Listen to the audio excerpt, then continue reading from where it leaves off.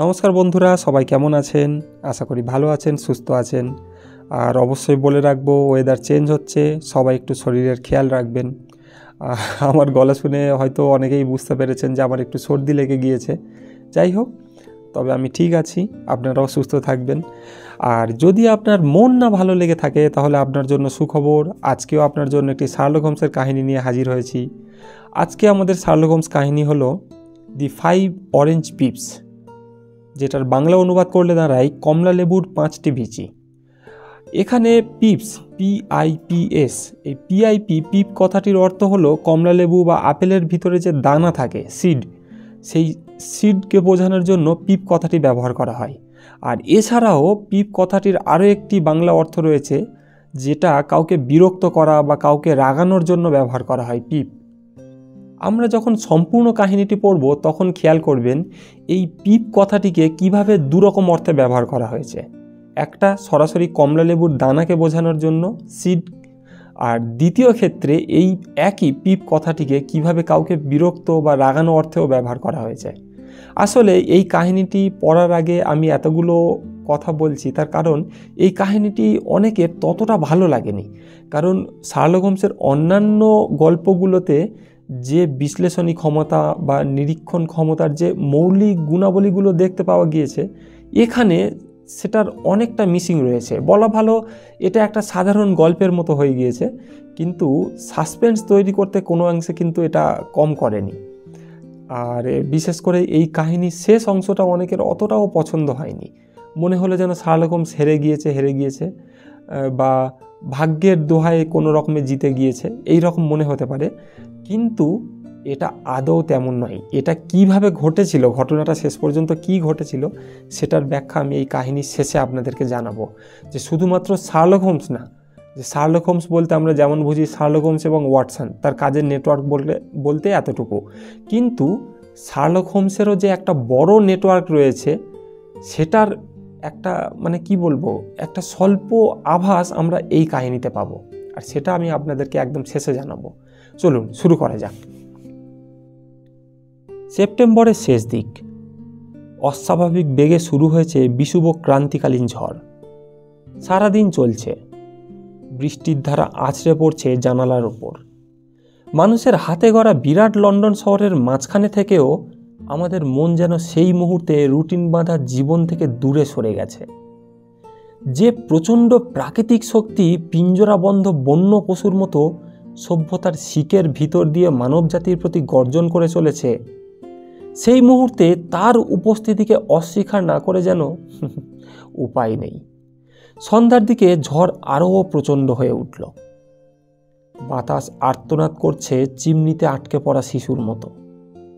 অগ্নিকুণ্ডের এক পাশে বসে শার্লক হোমস মনোযোগ সহকারে অপরাধের তালিকা প্রণয়ন করছিল। অপর দিকে বসে আমি ডুবে গেছি ক্লার্ক রাসেলের চমৎকার সমুদ্রের গল্পে।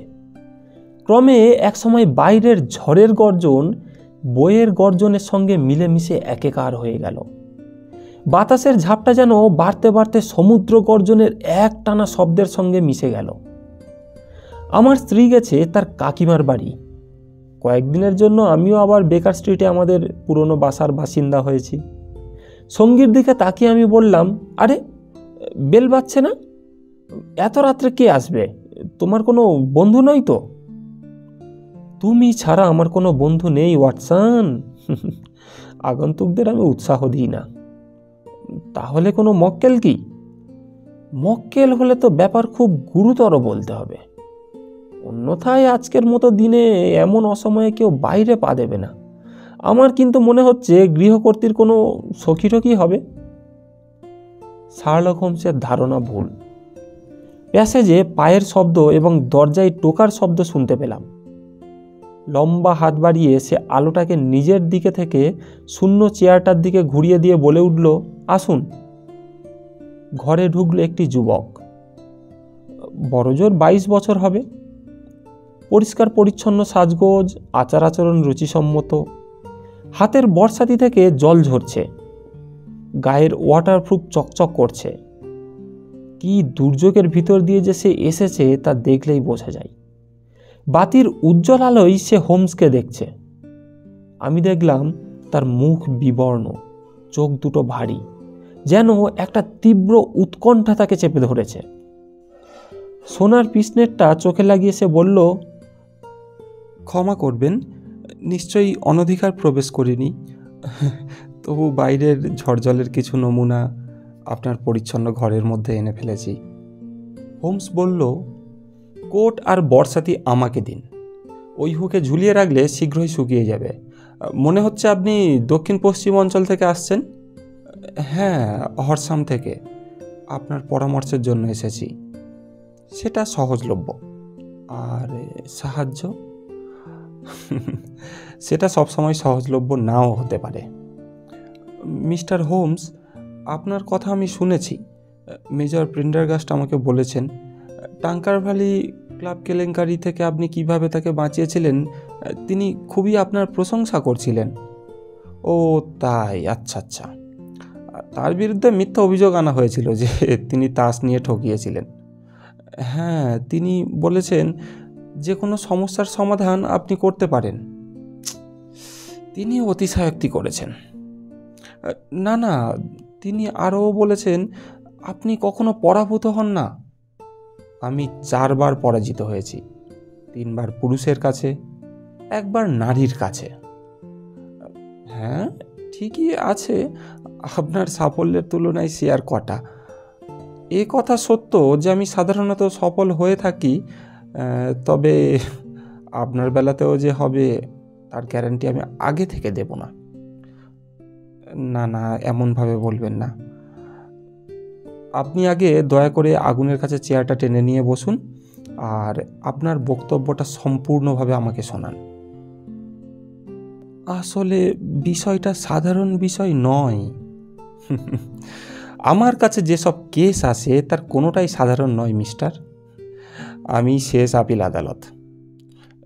হ্যাঁ, তথাপি স্যার, আমার নিজের পরিবারে যা ঘটেছে তার চাইতে অধিক রহস্যময় ও দুর্বোধ্য ঘটনার কথা আপনি আগে কখনো শুনেছেন কি না সে বিষয়ে আমার সন্দেহ আছে। হোমস বলল, আমার আগ্রহ সত্যই বাড়ছে। গোড়া থেকে আসল ঘটনাগুলো পরপর বলুন, পরে আমি প্রয়োজন মতো প্রশ্ন করে সব কথা জেনে নেব। এখন আপনি শুরু করুন। যুবক চেয়ারটা টেনে নিয়ে ভিজে পা দুটো আগুনের দিকে ছড়িয়ে দিল। বলল, আমার নাম জন ওপেন্স, কিন্তু আমি যতদূর বুঝেছি আলোচ্য বিষয়ের সঙ্গে আমার বিশেষ কোনো যোগ নেই। ব্যাপারটা আসলে বংশানুক্রমিক, কাজেই সব কথা আপনাকে বোঝাতে হলে একেবারে গোড়া থেকেই আরম্ভ করতে হবে। তো শুনুন, আমার ঠাকুরদার 2 ছেলে, জ্যাঠা ইলিয়াস এবং বাবা জোসেফ। কোভেন্ট্রিতে বাবার একটা কারখানা ছিল। বাইসাইকেল আবিষ্কারের পরে তিনি সেটাকে আরও বাড়িয়ে তোলেন। ওপেন স্টায়ারের পেটেন্টটিও তাঁরই। কালক্রমে তার ব্যবসা এমন জাঁকিয়ে ওঠে যে তিনি সেটা বেচে দিয়ে মোটা টাকা নিয়ে ব্যবসা থেকে অবসর গ্রহণ করেন। জ্যাঠা ইলিয়াস প্রথম যৌবনেই আমেরিকা পাড়ি দেন এবং ফ্লোরিডার আবাদের মালিক হয়ে বসেন। শোনা যায় সেখানে তিনি বেশ উন্নতি করেছিলেন। যুদ্ধের সময় তিনি জ্যাকসনের বাহিনীতে যোগদান করেন, তারপর হুডের অধীনে কর্নেলও হয়েছিলেন। লি যখন অস্ত্র ত্যাগ করলেন তখন তিনি পুনরায় আবাদে ফিরে যান। 3-4 বছর থাকবার পর 1869 থেকে 70 সালে, এই সময় তিনি ইউরোপে ফিরে আসেন এবং হারসামের কাছে সাকসেসে একটা সম্পত্তি কেনেন। স্টেটে তিনি বেশ ভালোই গুছিয়ে নিয়েছিলেন। সেসব ছেড়ে আসার কারণ তিনি নিগ্রোদের দেখতে পারতেন না। কিভাবে বলি এ কথা, আসলে তিনি একটু রেসিস্ট মনোভাব সম্পন্ন ছিলেন। তাছাড়া তাদের ভোটাধিকার দানের রিপাবলিকান নীতিও তার পছন্দ হয়নি। আসলে একটু অদ্ভুত ধরনের মানুষ ছিলেন তিনি। হিংস্র, খিটখিটে, রাগলে মুখের আর থাকে না, আর সব সময় একা একা থাকতে ভালোবাসেন। যতদিন তিনি হারসামে ছিলেন কখনো শহরে গিয়েছেন কিনা সন্দেহ। বাড়ির চারধারে একটা বাগান আর 2-3টে মাঠ ছিল, সেখানেই ঘুরে বেড়াতেন। তবে প্রায় সপ্তাহের পর সপ্তাহ ঘর থেকেই বেরোতেন না। প্রচুর ব্যান্ডি খেতেন, ধূমপান করতেন, কিন্তু তার কোনো দল ছিল না, বন্ধু ছিল না, এমনকি ভাইয়ের সঙ্গেও দেখা সাক্ষাৎ করতেন না। একমাত্র আমাকে তিনি পছন্দ করতেন। তিনি যখন প্রথম আমাকে দেখলেন তখন আমার বয়স বছর 12। সেটা 1878 সালের কথা। তখন তিনি ইংল্যান্ডে 8-9 বছর ইতিমধ্যে কাটিয়েছেন। আমার বাবার অনুমতি চাইলেন আমি যেন তার কাছে গিয়ে থাকি। তখন কিন্তু তিনি আমার প্রতি মোটামুটি সদয় ছিলেন। যখন প্রকৃতিস্থ থাকতেন আমার সঙ্গে দাবা খেলতেন, পাশা খেলতেন। চাকর বাকর এবং অন্যান্য কাজের লোকেদের ব্যাপারে তার প্রতিনিধি হয়ে আমি সব কিছু দেখাশোনা করতাম। ফলে 16 বছরে পা দিতে না দিতেই আমি হয়ে উঠলাম বাড়ির কর্তা। সব চাবি থাকতো আমার কাছে, যেখানে খুশি যেতাম, যা খুশি করতাম। শুধু তার গোপনীয়তায় হাত না পড়লেই হলো। আসলে তার একটা ছোট্ট ঘর ছিল, আজে বাজে জিনিসে ভরা একটা চিলেকোঠা। ঘরটা সবসময় তালাবন্ধই থাকতো। সে ঘরে তিনি আমাকে বা অন্য কাউকে ঢুকতে দিতেন না। বালকের কৌতূহল নিয়ে চাবির ফুটো দিয়ে উঁকি মেরেছে কয়েকবার। ও ধরনের ঘরে যেমন থাকে সেই রকমই একগাদা পুরনো ট্রাঙ্ক আর কাগজের বান্ডিল ছাড়া অন্য কিছু চোখে পড়েনি। একদিন 1883 সালের মার্চ মাস, বিদেশি ডাক টিকিট লাগানো একখানা চিঠি কর্নেলের খাবার টেবিলে এসে পড়ল।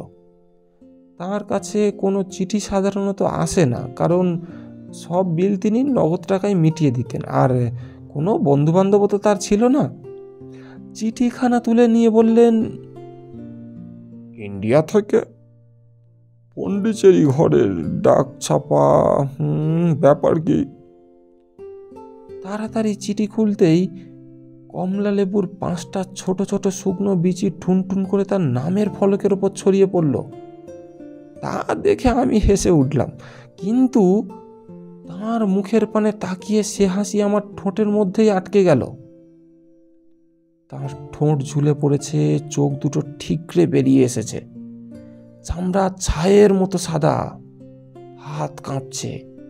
সেই হাতে ধরা চিঠির দিকে তখনও তিনি হাঁ করে তাকিয়ে আছেন। হঠাৎ আর্তনাদ করে উঠলেন, কে কে কে? তারপর বললেন, ঈশ্বর, ঈশ্বর, আমার বাপ আমাকে ধরে ফেলেছে। আমি চিৎকার করে উঠলাম, ওটা কি জ্যাঠামশাই? মৃত্যু। বলেই তিনি চেয়ার থেকে উঠে তার ঘরে চলে গেলেন। সেখানে দাঁড়িয়েই আমি আতঙ্কে হাঁপাতে লাগলাম। খামখানা তুলে নিলাম।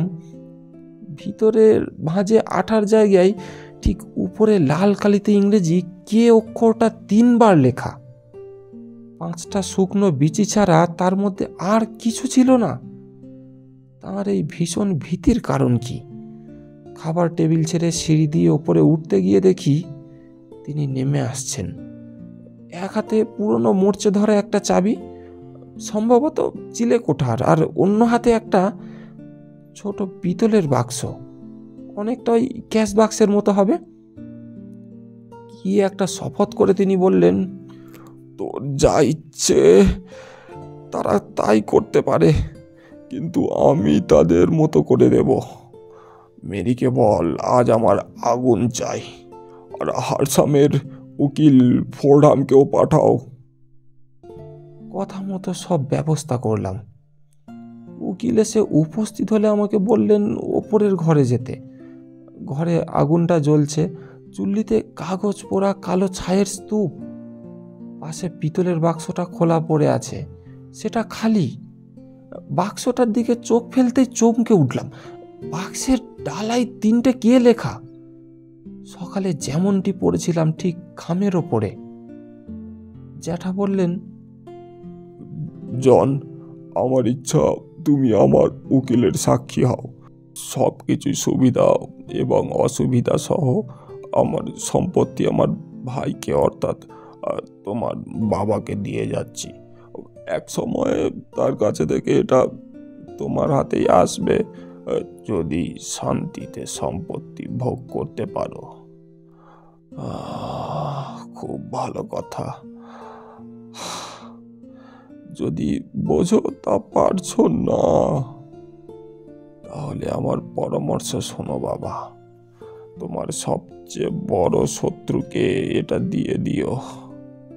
আমার একটা দুধারওয়ালা বস্তু তোমাকে দিয়ে যাচ্ছি বলে আমি দুঃখিত, কিন্তু ঘটনার স্রোত কোন দিকে বইবে আমি তা বলতে পারি না। মিস্টার ফোর্ডহাম কাগজের যে জায়গাটা দেখিয়ে দেবেন, দয়া করে সেখানে একটা সই করে দিও। নির্দেশ মতো আমি সই করে দিলাম। উকিল সেটা নিয়ে চলেও গেলেন।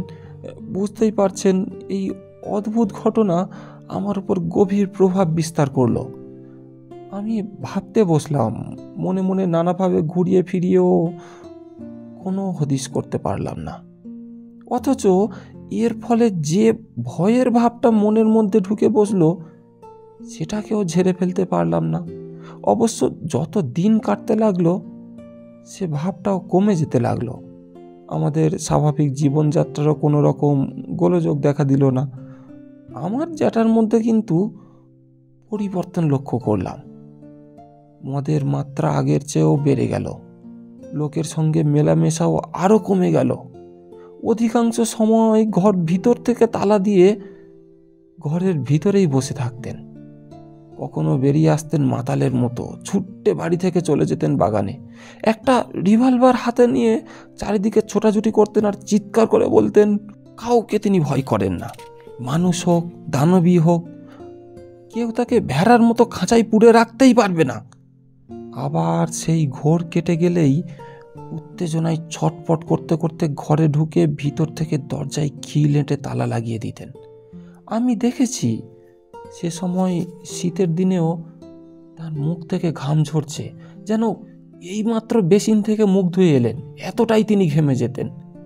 মিস্টার হোমস, আপনার ধৈর্যকে আর পরীক্ষা করব না, এবার আমার কাহিনী শেষ করছি। একদিন রাত্রে ওই রকম মাতলামির ঘরে সেই যে তিনি বেরিয়ে গেলেন, আর ফিরলেন না। খুঁজতে খুঁজতে যখন তাকে পেলাম, দেখলাম বাগানের নিচে একটা পানা ঢাকা ডোবার মধ্যে মুখ থুবড়ে পড়ে আছেন। দেহে আঘাতের কোনো চিহ্ন ছিল না। ডোবার জল 2 ফুট গভীর। কাজেই তার পাগলামির কথা ভেবে জুরিরা আত্মহত্যার রায় দিলেন। কিন্তু হোমস, আমি তো জানতাম মৃত্যুর চিন্তা মাত্রেই তিনি কেমন সংকুচিত হয়ে পড়তেন। আগ বাড়িয়ে সেই মৃত্যুকে তিনি বরণ করেছেন, একথা আমি কিছুতেই বিশ্বাস করতে পারবো না। যা হোক, যা হবার তা তো হলো। বাবা সম্পত্তি হাতে পেলেন, ব্যাংকে তার হিসাবে যে 14,000 পাউন্ড জমা ছিল সেটাও পেলেন। 1 মিনিট, আপনার বিবরণ খুবই উল্লেখযোগ্য। আচ্ছা, আপনার জ্যাঠামশাই যেদিন চিঠিখানা পান আর যেদিন তিনি আত্মহত্যা করলেন, সেই তারিখ দুটো আরেকবার বলুন তো। হ্যাঁ, চিঠিটা আসে 10ই মার্চ 1883, আর তার মৃত্যু হয় 7 সপ্তাহ পরে, 2রা মেতে রাত্রে। ধন্যবাদ, এবার বলুন। হ্যাঁ, বাবা যখন হারসামের সম্পত্তি দখল নিলেন, তখন আমার অনুরোধেই সেই তালাবন্ধ চিলেকোটাকে ভালো করে পরীক্ষা করলেন।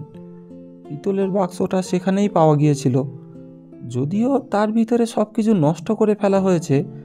ডালার ভিতর দিকে একটা কাগজের লেবেল লাগানো, আর তার উপরে কে কে কে 3 বার লেখা। তার নিচে লেখা চিঠিপত্র, মেমোরেন্ডাম, রসিদ ও একখানা রেজিস্টার। মনে হয় কর্নেল ওপেন্স এইসব দলিলই নষ্ট করে ফেলেছিলেন। যাই হোক, তিনি হয়তো এই চিঠিপত্র, মেমোরেন্ডাম, রসিদ আর একখানা রেজিস্টার এগুলো ছাড় করে এই বাক্সের মধ্যেই গুছিয়ে রেখেছিলেন। এসবের কিছুই তার মধ্যে ছিল না। মনে আছে হোমস, আমি আপনাকে কিছুক্ষণ আগেই বললাম যে আগুনের মধ্যে পোড়া কাগজ পড়েছিল। আমি শুনছি, আপনি বলতে থাকুন।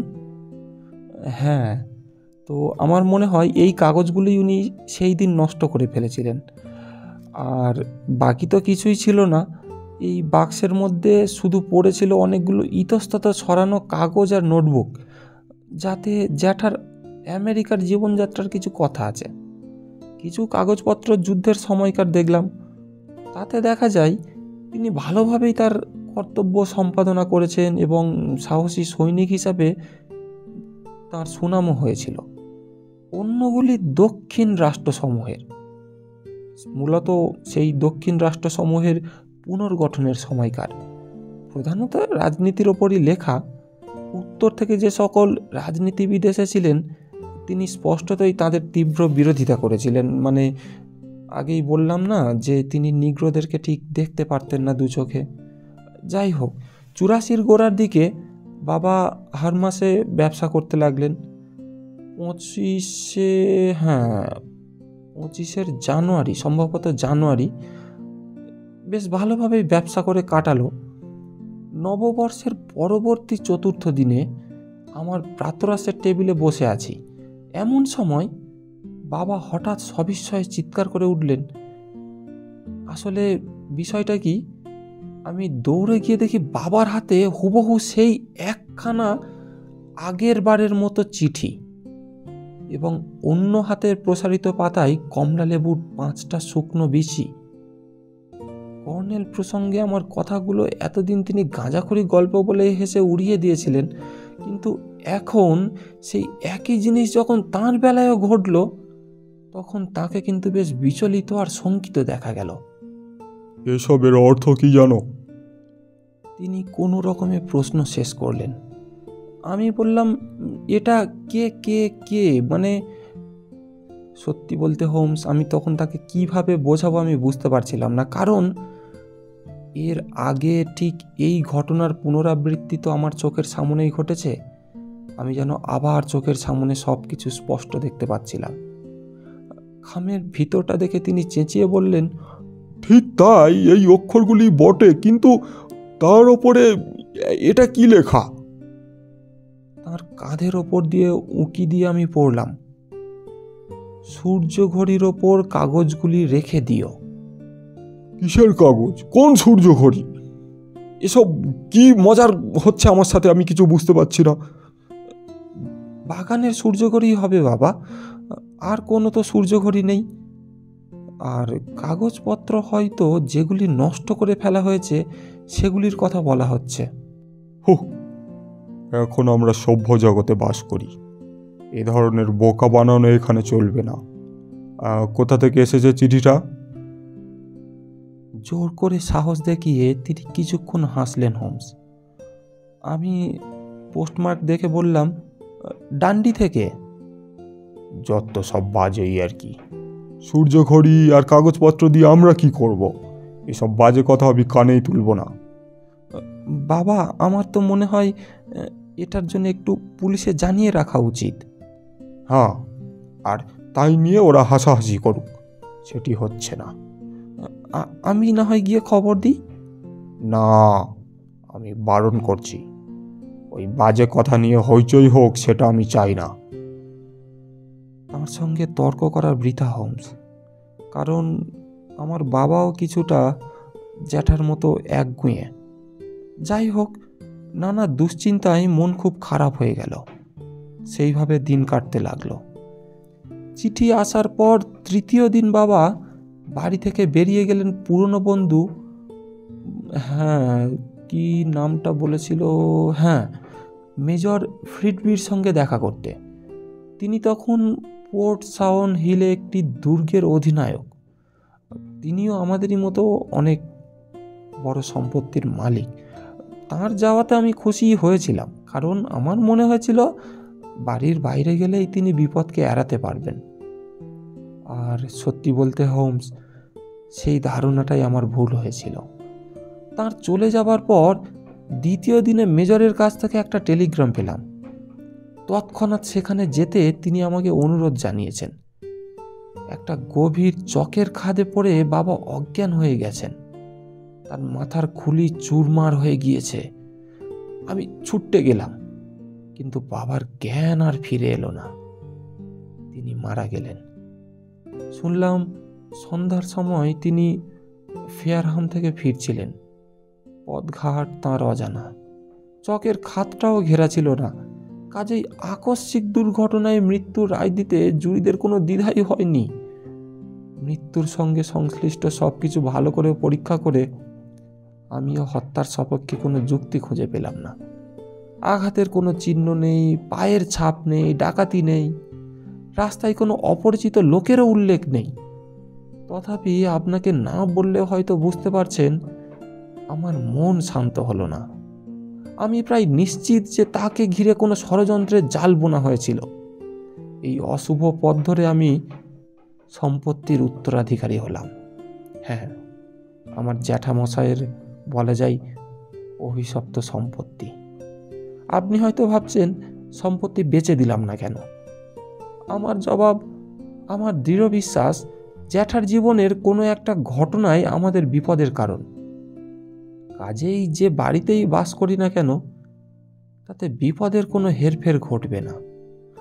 সুতরাং আমি সে কাজ করলাম না। 85 জানুয়ারিতে বাবা মারা গেলেন। তারপর 2 বছর 8 মাস পেরিয়ে গিয়েছে। হরসামের বাড়িতে বেশ সুখেই দিন কেটেছে। ক্রমে আমি ভাবতে শুরু করলাম, পরিবারের ওপর থেকে অভিশাপের মেঘ হয়তো কেটেই গেল। বিগত পুরুষের ওপর দিয়েই তার অবসান ঘটেছে হয়তো। কিন্তু হায়, গতকাল সকালে আবার আঘাত এসেছে হোমস, ঠিক যেভাবে এসেছিল বাবার ওপরে। যুবকটি ওয়েস্টকোটের ভিতর থেকে একখানা দুমড়ানো খাম বের করল এবং টেবিলের দিকে ঘুরে খামখানা ঝেড়ে কমলা লেবুর 5টি শুকনো বিচি তার ওপর ছড়িয়ে দিল। বলল, এই দেখুন খাম, পোস্টমার্ক আছে লন্ডন, পশ্চিম বিভাগ। বাবার শেষ চিঠিতে যে বাণী ছিল, এর ভিতরেও সেই একই বাণী, কে কে কে। এবং তারপর সূর্য ঘড়ির ওপর কাগজপত্রগুলি রেখে দিও। হোমস প্রশ্ন করল,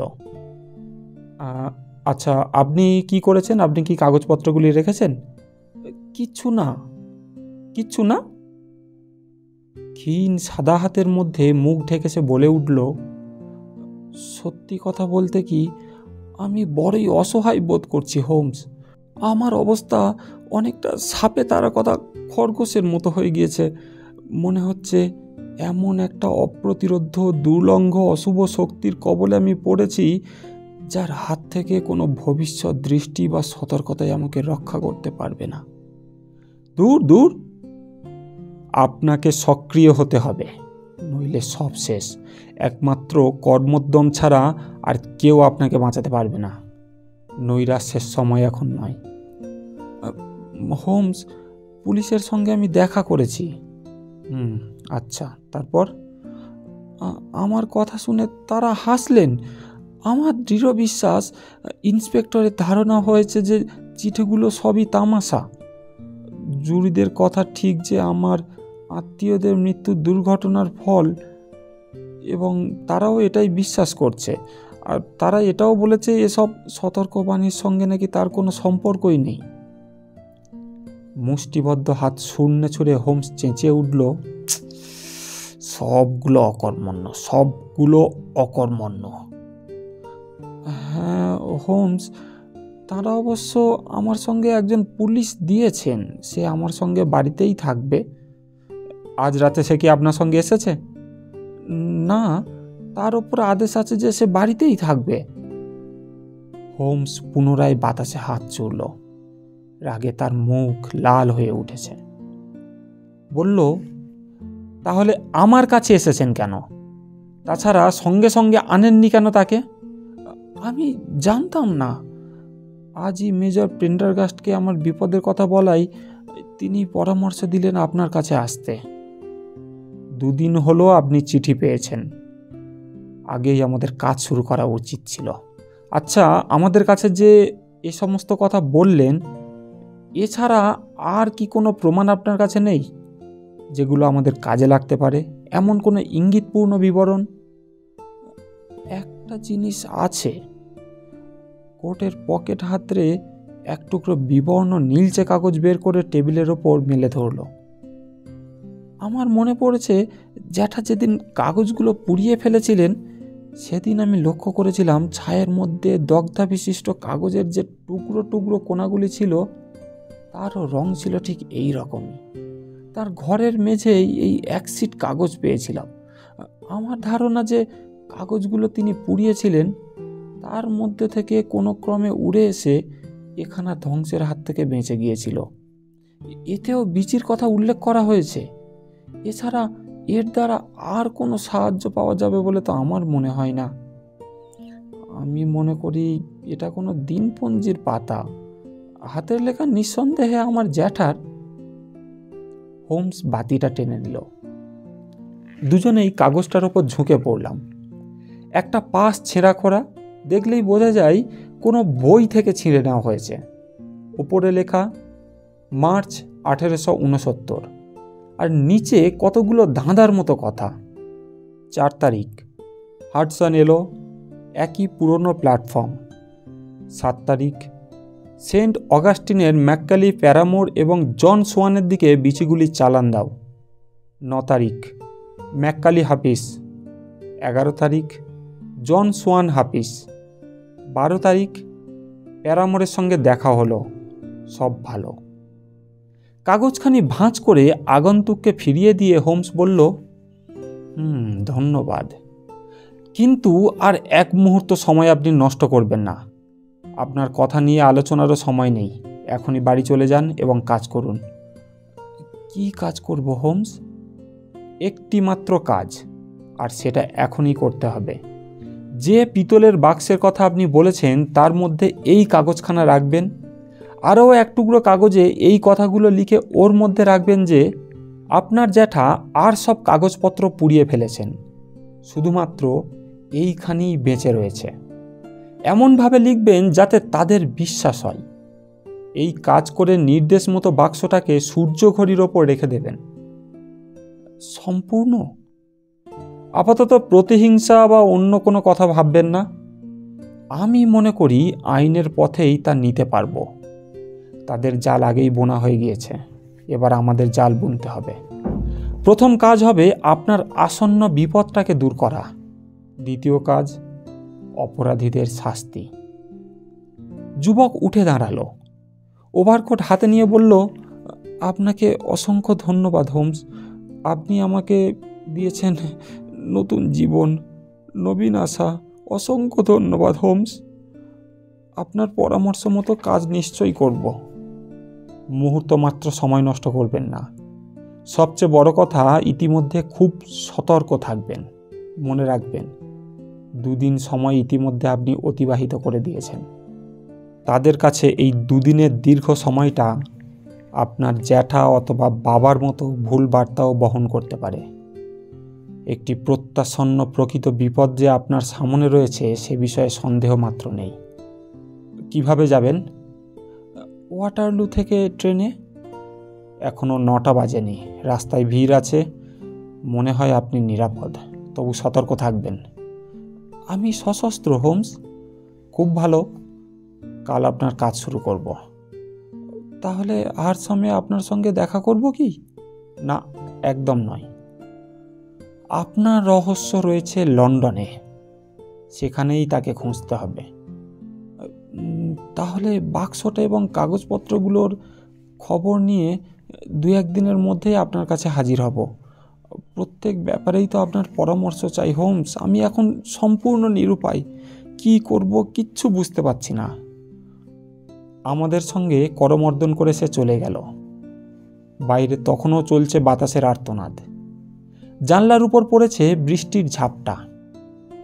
এই অদ্ভুত কাহিনীটা যেন ঝড়ে উড়িয়ে নিয়ে আসা এক টুকরো শ্যাওলার মতোই ওই উন্মত্ত প্রকৃতির বুক থেকেই উঠে এসেছিল, আবার সেখানেই ফিরে গেল। কিছুক্ষণ পর্যন্ত শার্লক হোমস চুপ করে বসে রইল। তার মাথা সামনে ঝুঁকে পড়েছে, আর চোখ রয়েছে আগুনের লাল আভার দিকে নিবদ্ধ। তারপর পাইপটা ধরিয়ে চেয়ারে হেলান দিল। এক দৃষ্টিতে দেখতে লাগলো নীল ধোঁয়ার রিংগুলো কেমন একে অন্যকে ছাড়িয়ে সিলিংয়ের দিকে উঠে যাচ্ছে। অবশেষে বলে উঠল, দেখো ওয়াটসন, আমার মনে হয় এর চাইতে অদ্ভুত কোনো কেস আমরা এর আগে পাইনি। হ্যাঁ, তা তো বটে, তবু মনে হচ্ছে সোল্টোদের চাইতে অধিকতর বিপদের ভিতর দিয়ে হেঁটে চলেছে ওই তরুণ জন ওপেন্স। আমি প্রশ্ন করলাম, তুমি কি সে বিপদ সম্পর্কে কোনো স্পষ্ট ধারণা করতে পেরেছ? হোমস জবাব দিল, সে বিষয়ে কোনো প্রশ্নই থাকতে পারে না ওয়াটসন। তাহলে সে কি বিপদ? এই কে কে কে আর কেনই বা সে ওই অসুখী পরিবারের পিছনে ছুটে চলেছে?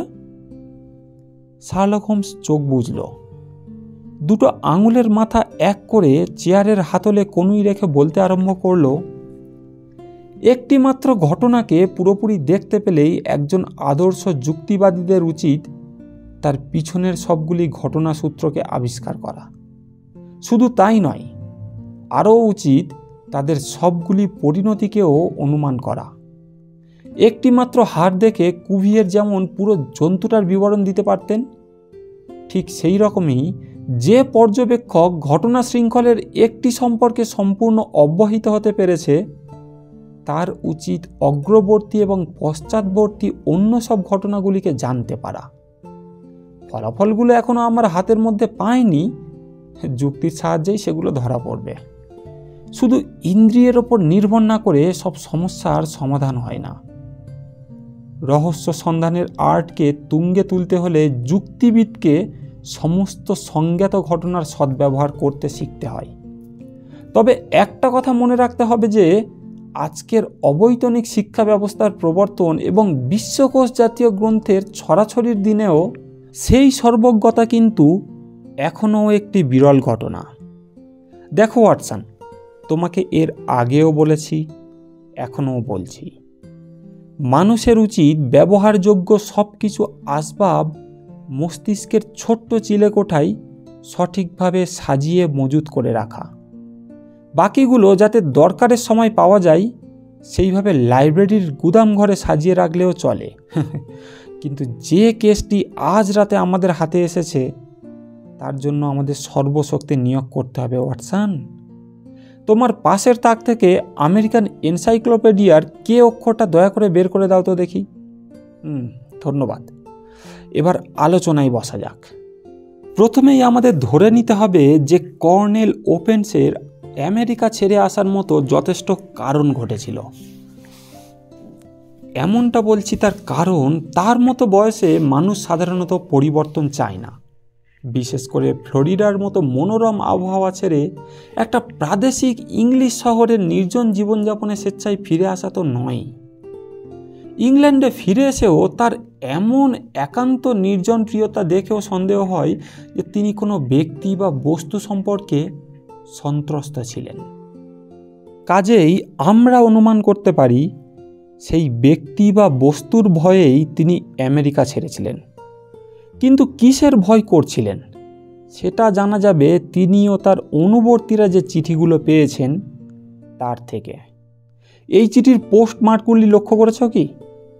প্রথম চিঠি এসেছিল পন্ডিচেরি থেকে, দ্বিতীয়টি ডান্ডি থেকে, আর তৃতীয়টি লন্ডন থেকে। হ্যাঁ, পূর্ব লন্ডন থেকে। তার থেকে কি অনুমান করতে পারো? এগুলি সবই সামুদ্রিক বন্দর। কাজেই লেখক কোনো জাহাজের যাত্রী ছিলেন। চমৎকার, একটা সূত্র পেয়ে গেলাম। পত্রলেখক যে জাহাজে ছিল এ সম্ভাবনার বিষয়ে কোনো সন্দেহ থাকতেই পারে না। এবার আর একটা বিষয় ভাবতে হবে। পন্ডিচেরির বেলায় ভীতি প্রদর্শন ও তার পরিণতির মধ্যে 7 সপ্তাহের ব্যবধান, আর ডান্ডির বেলায় মাত্র 3 কি 4 দিন। এর থেকে কি বোঝা যায়? ভ্রমণপথের অধিকতর দূরত্ব।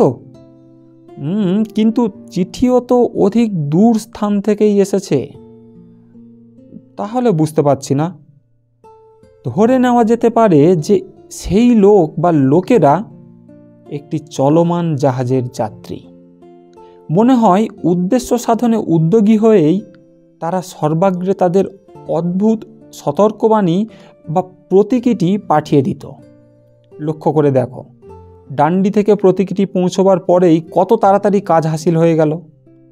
তারা যদি পন্ডিচেরি থেকে স্টিমারে আসতো তাহলে চিঠি আর মানুষ প্রায় একই সঙ্গে পৌঁছতো, কিন্তু কার্যক্ষেত্রে 7 সপ্তাহ লাগলো। আমার মনে হয় চিঠি এসেছে মেল বোটে আর চিঠির লেখক এসেছে জাহাজে, তাই এই সময়ের ব্যবধান। হ্যাঁ, তাও হওয়া সম্ভব, সম্ভবের চেয়েও বেশি। ওয়াটসন, নতুন কেসটি কেন যে মারাত্মক রকমের জরুরি আর কেনই বা আমি তরুণ ওপেন্সকে সতর্ক থাকতে বলে দিলাম সেটা নিশ্চয়ই এখন বুঝতে পারবে। পত্র প্রেরকদের পক্ষে এই পত্র আসতে যতটা সময় লাগে ঠিক তার পর মুহূর্তেই তারা আঘাত হানে। হ্যাঁ, তারা একটুও সময় নষ্ট করে না। এবার চিঠি এসেছে লন্ডন থেকে, কাজেই বিলম্ব ঘটার কোনো সময় নেই। হায় ঈশ্বর! ওপেন্স যে কাগজপত্রগুলি নিয়ে এসেছিলেন জাহাজের যাত্রী বা যাত্রীদের কাছে সেগুলি খুবই মূল্যবান। এখন স্পষ্টই বোঝা যাচ্ছে তারা সংখ্যায় একাধিক। একটি মাত্র লোক করোনারের জুরিদের এমনভাবে ধোঁকা দিতে পরপর 2টো খুন করতে পারত না। দলে কয়েকজনই আছে এবং তারা সকলেই বিত্তবান ও দৃঢ় সংকল্পের লোক। তারা চায় কাগজগুলি ফিরে পেতে। এবার বুঝে দেখো কে কে কে। কোনো ব্যক্তি বিশেষের নামের অদ্যাক্ষর নয়, এগুলো কোনো সমিতির প্রতীক। কিন্তু কোন সমিতির? তুমি কি কখনো, সামনে ঝুলে গলা নামিয়ে শার্লক হোমস বলল, তুমি কি কখনো ক্লু ক্লক্স ক্ল্যানের নাম শোনোনি? না তো।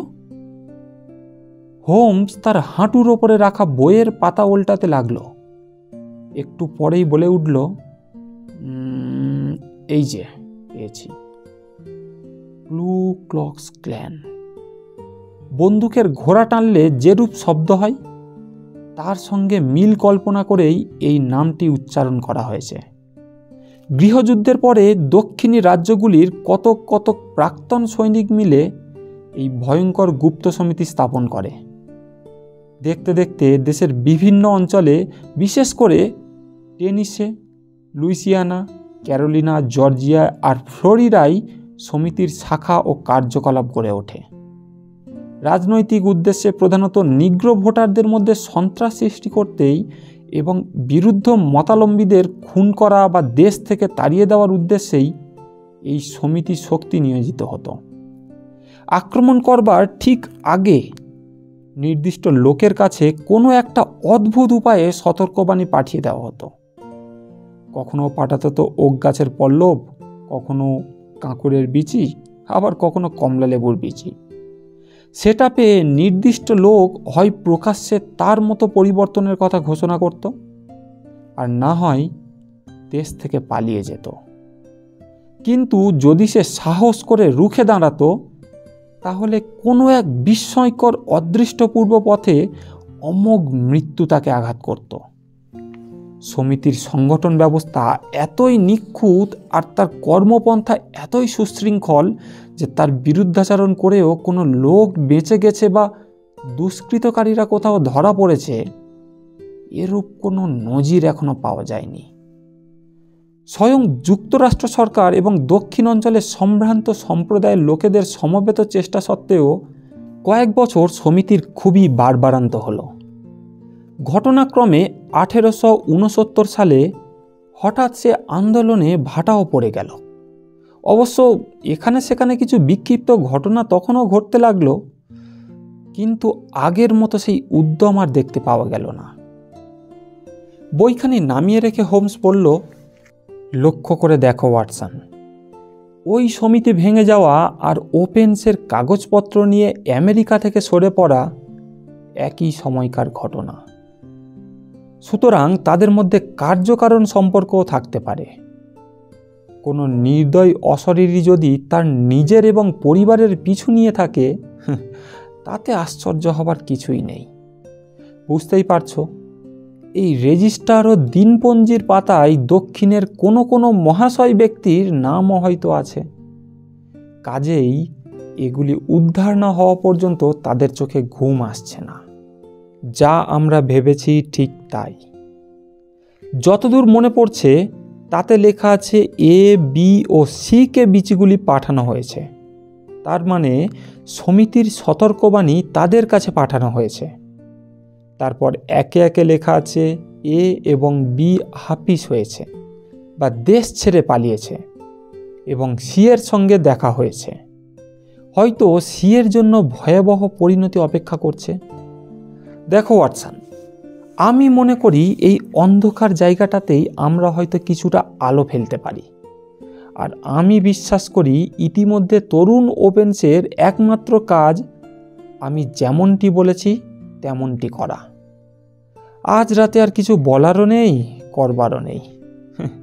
কাজেই আমার বেহালাটা দাও বন্ধু, এসো অন্তত আধ ঘন্টার জন্য এই দুঃখজনক আবহাওয়া এবং আমাদেরই মানুষ বন্ধুদের ততোধিক দুঃখজনক ক্রিয়াকলাপকে ভুলে থাকতে চেষ্টা করি। সকালে মেঘ কেটে গিয়েছে। মহানগরীর ওপরে যে আবছা পর্দাটা ঝুলে আছে তার ফাঁক দিয়ে সূর্য ঈষৎ অনুজ্জ্বল কিরণ বিতরণ করছে। নিচে নেমে দেখি শার্লক হোমস প্রাতরাশে বসে গিয়েছে। সে বলল, তোমার জন্য অপেক্ষা করিনি, সেজন্য ক্ষমা করো বন্ধু। বুঝতে পারছি ওপেন্সকে নিয়ে সারাদিনই ব্যস্ত থাকতে হবে। কিভাবে অগ্রসর হবে? প্রথমে অনুসন্ধানের ফলাফলের ওপর কিছুটা নির্ভর করছে। হয়তো হারসামে যেতেও হতে পারে। প্রথমেই সেখানে যাবে না? না বন্ধু, না। শহর থেকেই কাজ আরম্ভ করব। ঘন্টাটা বাজাও, তোমার কফি দিয়ে যাবে।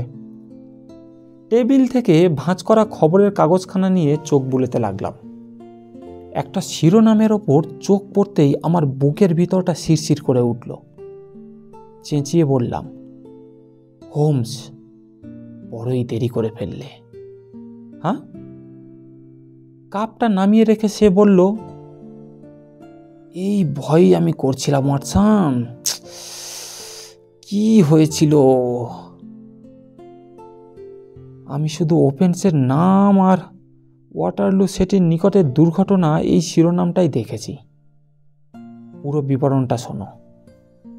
গতকাল রাত 9টা থেকে 10টার মধ্যে ওয়াটারলু সেতুর নিকটে কর্তব্যরত এইচ ডিভিশনের পুলিশ কনস্টেবলের সাহায্যের জন্য আর্তনাদ এবং জলে ছিটকে ওঠার শব্দ শুনতে পাই। রাতটা ছিল অত্যন্ত ঝোড়ো আর অন্ধকার, তাই কয়েকজন পথচারীর সহায়তা সত্ত্বেও কাউকে উদ্ধার করা সম্ভব হয়নি। সঙ্গে সঙ্গে বিপদ সংকেত দেওয়া হয় এবং জল পুলিশের সহায়তায় মৃতদেহ উদ্ধার করা হয়। মৃতের পকেটের খাম থেকে জানা গেছে যুবকটির নাম জন ওপেন্স। হারসামের কাছে তার বাড়ি। অনুমান করা হয় সে হয়তো ওয়াটারলু স্টেশন থেকে শেষ ট্রেনটি ধরবার জন্য দ্রুত পথ হাঁটছিল। ফলে গাঢ় অন্ধকারে পথ ভুল করে হাঁটতে হাঁটতে নদীতে স্টিমবোট লাগাবার ছোট্ট ঘাটটি পেরিয়ে জলে পড়ে যায়। শরীরে আঘাতের কোনো চিহ্ন পাওয়া যায়নি এবং যুবকটি একটি দুর্ভাগ্যজনক দুর্ঘটনার শিকার হয়েছে সে বিষয়ে কোনো সন্দেহ নেই। অবশ্য নদীতীর সংলগ্ন ঘাটটির এই অবস্থার প্রতি কর্তৃপক্ষের দৃষ্টি আকৃষ্ট হওয়া উচিত। কয়েক মিনিট দুজনেই চুপচাপ বসে রইলাম। হোমসকে আর কখনো এতটা বিষণ্ণ ও বিচলিত দেখিনি। অবশেষে সে কথা বলল, আমার গর্বে আঘাত লাগছে ওয়াটসন। এখান থেকে এটা আমার ব্যক্তিগত স্বার্থের ব্যাপার হয়ে উঠল। ঈশ্বর যদি আমার স্বাস্থ্যটা ঠিক রাখেন, এই দলকে আমি পাকড়াও করবই। তখন সে আমার সাহায্য চাইতে আসবে আর আমি তাকে পাঠাবো মৃত্যুর মুখে। হঠাৎ চেয়ার থেকে লাফিয়ে উঠে দুঃসহ আবেগে সে ঘরময় পায়চারি করতে লাগলো। দুই পাণ্ডুর গাল আরক্ত হয়ে উঠেছে। দীর্ঘ সিন দুখানি হাত কখনো একটু মুষ্টিবদ্ধ হচ্ছে, আবার পর মুহূর্তেই মুষ্টি খুলে যাচ্ছে, হাওয়াতে যেন কাকে ঘুষি মারি চলেছে। এক সময় সে চিৎকার করে উঠল, ধূর্ত শয়তানের দল, কেমন করে তারা ওকে ঠকিয়ে সেখানে নিয়ে গেল। নদীর তীর তো স্টেশন যাবার সোজা পথ পড়ে না ওয়াটসন। এমন দুর্যোগের রাতেও সেতুটা তাদের উদ্দেশ্যের পক্ষে একটু বেশি জনবহুল ছিল। আমাদের দেখতে হবে শেষ পর্যন্ত কার জিত হয়। আমি চললাম ওয়াটসন। পুলিশের কাছে? না, পুলিশের দ্বারা এ কাজ হবে না। জাল বুনেছি আমি, মাছ ধরবে তারা, তা আমি হতে দেব না। সারাদিন ডাক্তারির কাজে ব্যস্ত ছিলাম। সন্ধ্যার পরেই বেকার স্ট্রিটে ফিরে গেলাম। সত্যি বলতে শার্লক হোমসকে নিয়ে একটু চিন্তা হচ্ছিল। প্রায় সদাহাস্যময় এই মানুষটি বেহালার একটা ঝংকারে যে সারাদিনের দুশ্চিন্তাকে মুহূর্তের মধ্যে গায়েব করে দেয়, তার এই রাগ ভরা চেহারা, তখন তাকে নিয়ে চিন্তা হয় বই কি। এতটাও চিন্তা হতো না, কারণ আমি শার্লক হোমসকে বহু আগে থেকেই চিনি এবং অপরাধীদের কাছে সে কত বড় দুঃস্বপ্ন তার প্রমাণ আমি বহুবার থেকেছি। কিন্তু এখানে এরা সাধারণ অপরাধী নয়, অত্যন্ত সুসংবদ্ধ এবং প্ল্যান মাফিক চলে এরা। সুতরাং শার্লক হোমসকে নিয়ে একটু ভয়েই আমি ছিলাম। শার্লক হোমস তখনও ফেরেনি। প্রায় 10টার সময় সে ঘরে ঢুকল। বিবর্ণ শান্ত চেহারা। সাইডবোর্ডের কাছে গিয়ে অর্ধেকটা পাউরুটি ছিঁড়ে গোগ্রাসে গিলে ঢকঢক করে অনেকটা জল খেয়ে সেটা গলা দিয়ে নামিয়ে ফেলল। খুব ক্ষুধার্ত তুমি? আমি উপসী। খাবার কথা ভুলেই গিয়েছিলাম। প্রাতরাশের পর আর কিছুই পেটে পড়েনি। কিছুই না, এক কামড়ও না। খাবার কথা ভাববারই সময় ছিল না। তা কতদূর কি করতে পারলে? ভালোই। সূত্র পেয়েছ? হাতের মুঠোর মধ্যে তাদেরকে পেয়েছি ওয়াটসন। তরুণ ওপেন্সের মৃত্যুর প্রতিশোধ নিতে দেরি হবে না। তাদের শয়তানি চালেই আমি তাদের ওপর চালব। খুব ভালো ফন্দি বের করেছি। কি বলছো তুমি? কাবার থেকে একটা কমলা লেবু নিয়ে সেটাকে খুলে কয়েকটা বিচি বের করে টেবিলের ওপর রাখলো। তার থেকে 5টা তুলে নিয়ে একটা খামের মধ্যে ভরল। খামের ভিতর দিকে লিখল SHJO, এদের জন্য। খামটা সিল করে ঠিকানা লিখল ক্যাপ্টেন জেমস ক্যালহুন, লোন স্টার, জাহাজ সাভান্না, জর্জিয়া। মুখ টিপে হাসতে হাসতে সে বলল, বন্দরে প্রবেশ করবার আগেই এই চিঠি সেখানে তার জন্য অপেক্ষা করে থাকবে। রাতে আর তার ঘুম হবে না। ওপেন্সের মতো এই চিঠিই হবে তার মৃত্যুদূত। ক্যাপ্টেন ক্যালহুনকে? এই দলের পান্ডা। অন্যদেরও ধরব, তবে সেই সর্বপ্রথম। কি করে খোঁজ পেলে? সে পকেট থেকে মস্ত একটা সিট কাগজ বের করল। আগাগোড়া তারিখ আর নামে বোঝাই। বলল, লয়েডের রেজিস্ট্রারের পুরনো কাগজপত্রের ফাইল ঘেঁটেছি সারাদিন। 83 জানুয়ারি এবং ফেব্রুয়ারিতে যত জাহাজ পন্ডিচেরিতে নোঙর করেছিল তাদের প্রত্যেকটির গতিবিধি তন্ন তন্ন করে খুঁজেছি। এই 2 মাসে মোটামুটি আকারের 36খানা জাহাজ সেখানে নোঙর করেছিল। তাদের মধ্যে লোন স্টারের সঙ্গে আমার দৃষ্টি আকর্ষণ করলো। কারণ যদিও রিপোর্টে উল্লেখ ছিল যে জাহাজটা লন্ডনের, কিন্তু তার নামটা ইউনিয়নের কোন স্টেটের? টেক্সাস বোধহয়। সঠিক জানি না, কিন্তু এটা জানি যে জাহাজটা আমেরিকার। তারপর খুঁজলাম ডান্ডি রেকর্ড।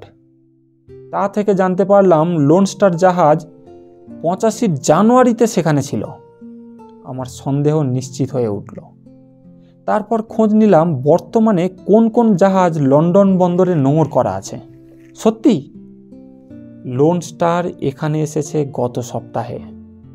অ্যালবার্ট ডকে গিয়ে জানলাম আজ সকালের জোয়ারেই তাকে নদীপথে চালিয়ে দেওয়া হয়েছে। যাবে সাভান্না। গ্রেভস অ্যান্ডের ফোনে জেনেছি একটু আগেই সেখান থেকে ছেড়ে গেছে।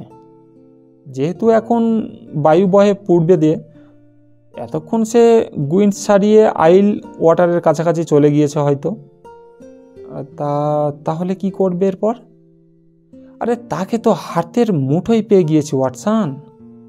জানতে পেরেছি সে আর তার 2 জন সঙ্গী ওই জাহাজের একমাত্র খাঁটি আমেরিকান যাত্রী, আর সকলেই ফিনল্যান্ড আর জার্মানির মানুষ। আরও জানতে পেরেছি তারা 3 জনই কাল রাতে জাহাজ ছেড়ে বাইরে গিয়েছিল। যে স্টিভডোর জাহাজের মাল খালাস করছিল তার কাছে থেকেই খবরটা পেয়েছি। তাদের জাহাজ সাভান্না পৌঁছাবার আগেই মেলবোট এই চিঠি সেখানে পৌঁছে দেবে, আর একটা টেলিগ্রাম সাভান্নার পুলিশকে জানিয়ে দেবে যে হত্যার অভিযোগে এই 3 জন ভদ্রলোককে অবশ্যই চাই। মানুষের পাতা ফাঁদ যতই ভালো হোক, তাতে কোনো না কোনো ছিদ্র থাকবেই। জন ওপেন্সের হত্যাকারীদের হাতে কমলালেবুর 5টি বিচিগুলি কোনোদিনই পৌঁছবে না, আর তারাও কোনোদিনই জানতে পারবে না যে তাদের মতোই ধূর্ত এবং সংকল্পে দৃঢ় আরও একটি মানুষ তাদের পিছু নিয়েছে। সে বছর বৃষুবক্রান্তিকালীন ঝড়টা উঠেছিল যেমন দীর্ঘস্থায়ী তেমনি প্রচণ্ড।